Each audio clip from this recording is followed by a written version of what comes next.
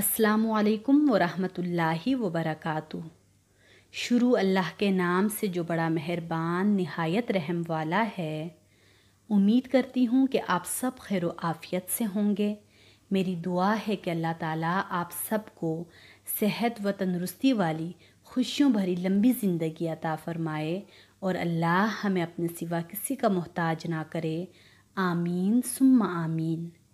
میرے تمام سننے والوں، یہ پوری کائنات اللہ تعالیٰ نے اپنے پیارے محبوب حضرت محمد صلی اللہ علیہ وآلہ وسلم کے لیے بنائی۔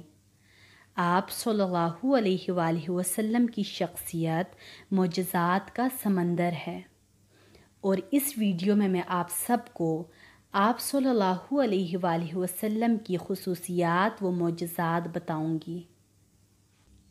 آپ صلی اللہ علیہ وآلہ وسلم کا پسینہ مبارک خوشبو سے زیادہ معطر تھا۔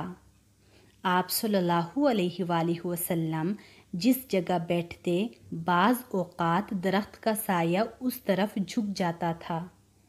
آپ صلی اللہ علیہ وآلہ وسلم کو پتھر اور درخت سلام کیا کرتے تھے۔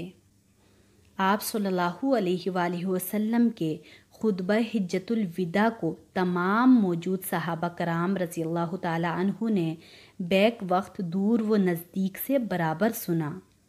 آپ صلی اللہ علیہ وآلہ وسلم جب سویا کرتے تھے تب بھی آپ کا دل بیدار رہتا تھا۔ آپ صلی اللہ علیہ وآلہ وسلم کے ساتھ صحابہ کرام رضی اللہ تعالیٰ عنہ حضرت جبرائیل و میکائیل علیہ السلام اور دیگر فرشتوں نے مل کر بدر و احد میں مشرکین سے جنگ کی۔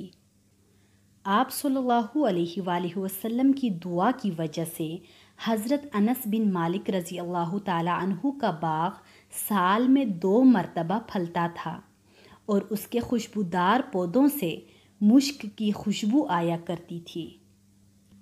آپ صلی اللہ علیہ وآلہ وسلم کی دعا سے اللہ تعالیٰ نے ڈوبے ہوئے سورج کو واپس لوٹایا۔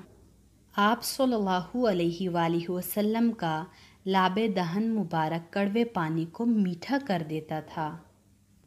آپ صلی اللہ علیہ وآلہ وسلم نے مشرکین کے معجزہ طلب کرنے پر انہیں چاند 2 ٹکڑے کر کے دکھایا۔